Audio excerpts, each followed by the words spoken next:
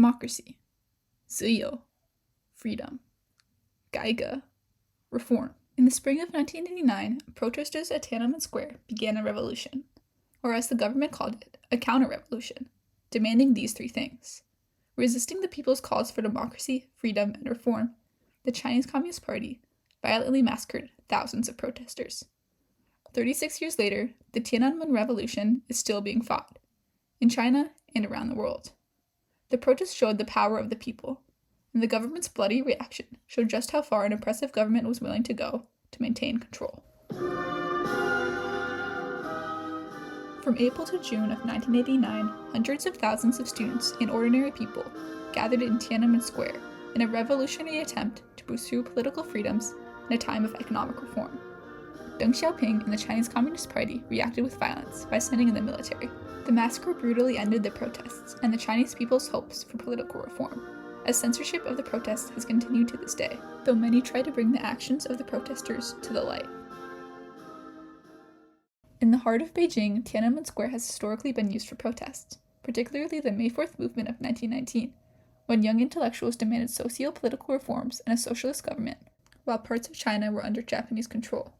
Parallels between the May 4th movement and the Tiananmen Square protests of 1989 have often been drawn, as both were led by students pursuing political reforms. The effort to end Japanese control proved successful when the ruling Chinese Nationalist Party worked in conjunction with the emerging Chinese Communist Party, or CCP, to defeat Japan in the Sino-Japanese War, which occurred at the same time as World War II. Despite working together to fight Japan, tensions between the two parties remained high, and the Chinese Civil War occurred immediately after the Sino-Japanese War and ended in 1949 when the nationalists fled to Taiwan and the CCP and its leader, Mao Zedong, officially came to power. By 1958, Mao attempted to rapidly industrialize the country in the Great Leap Forward, an economic failure which ultimately led to extreme widespread famine. Mao then began the Cultural Revolution in 1966, an attempt to destroy China's cultural tradition and eliminate the concept of social class, by imprisoning intellectuals, purging party leaders, and keeping a tight fist around the private lives of citizens. After the Cultural Revolution and the death of Mao in 1976, Deng Xiaoping,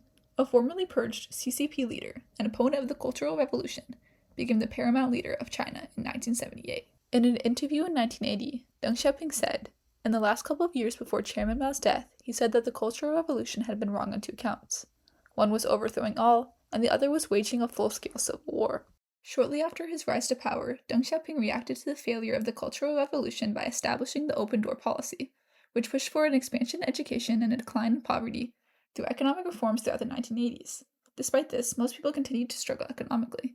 As education increased, however, a larger number of the Chinese public began to consider and debate new schools of political thought, and many, especially young people, began to rethink their single-party society and desire a democracy. At the same time, the Soviet Union, under Mikhail Gorbachev's leadership, began to implement perestroika, free market reforms which decentralized the economy, as well as glasnost, which allowed open discussion of political and social issues, expanding political freedoms and reducing the power of the Communist Party. Many in China and abroad believed that China would mirror the Soviet Union through democratization and the so-called Gorbachev effect. The primary catalyst for the Tiananmen protests was the death by natural causes of Hu Yaobang, a reformist leader who had been removed from his position as General Secretary of the CCP in 1987, because he supported implementing liberal Western free market reforms in the Chinese economy. Many reformist intellectuals, including university students in Beijing, believed that Hu Yaobang represented the hope for China's future and dreams of reform, and that he would return to party leadership to replace Deng Xiaoping.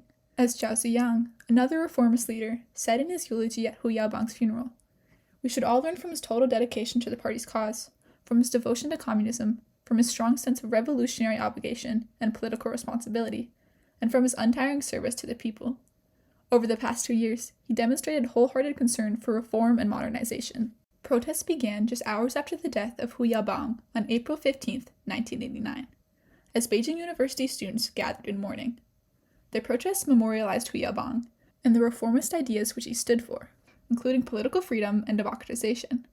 These protests were revolutionary because they brought up issues and political ideas that had not been discussed to such a massive extent since the rise of Communist China.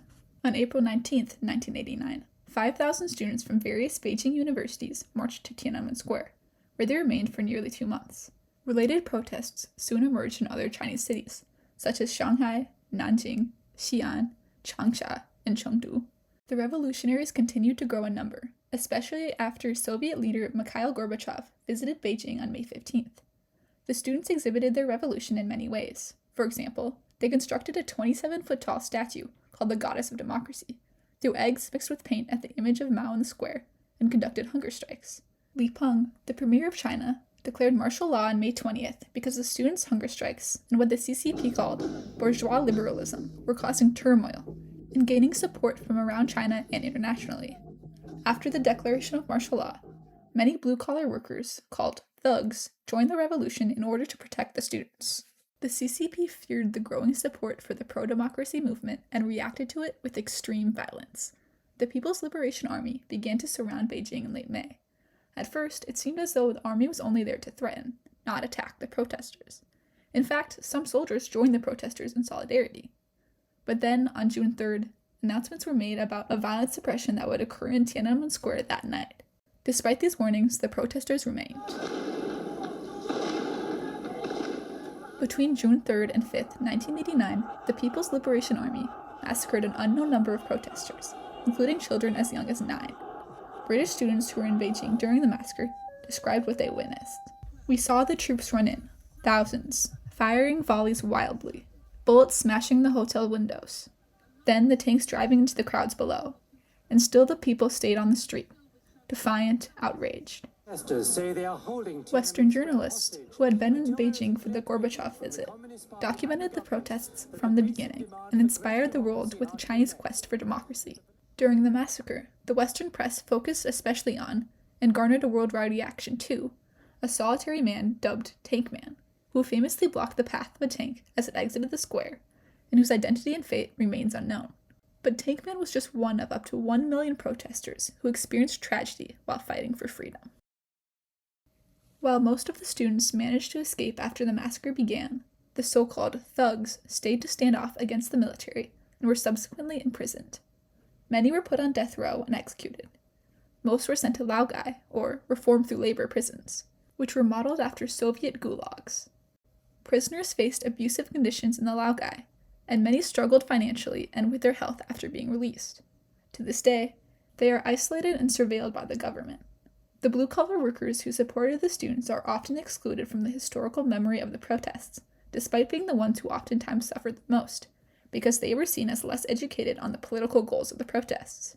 Immediately after the massacre, the Chinese government began spreading false statements about the nature of the Tiananmen incident by underestimating the number of civilian deaths and blaming the deaths on the protesters. In a speech on June 9, 1989, just days after the massacre, Deng Xiaoping said of the protesters, "What we faced was not just some ordinary people who were misguided, but also a rebellious clique and a large quantity of the dregs of society." Western nations immediately reacted to the massacre by speaking out against China's actions and suspending military and government interactions with China. Since 1989, China's economy has rapidly grown, as Western nations have since removed their economic sanctions, ignoring the immorality of the Chinese government, to build factories and capitalize off cheap Chinese labor. With modernized cities and a booming economy, China is seemingly perfect from the outside, but beneath the surface exists environmental destruction, a lack of human rights, and a continued absence of an open society. The one-party system remains, and Xi Jinping, China's current president, is determinedly anti-reform. Since 1989, censorship has hidden the truth of Tiananmen Square. The Tiananmen Mothers are a group of family members of victims of the massacre who document and memorialize those killed. Today, former Tiananmen protesters and members of the Tiananmen Mothers continue to experience internet and camera police surveillance. Despite the continued censorship and denial of rights, many in China still express hope for a democratic future for their nation. Reformists have reacted to the massacre by risking their lives to smuggle out secret documents, such as the Tiananmen Papers, which detailed the classified actions of China's leaders in 1989, and which have brought continued attention to the protests and massacre. As Zhang Maosheng, a Tiananmen protester, said, "That mighty man Deng Xiaoping, didn't we survive him? Me? Well, I'm not even 40 yet. I'll live to see the day when the people of June 4th are politically rehabilitated." The Tiananmen protesters' fight for reform continues today in China, Hong Kong, Taiwan, and worldwide. Despite the Chinese government's violent reaction, the revolution at Tiananmen Square showed the power of the people to resist oppression.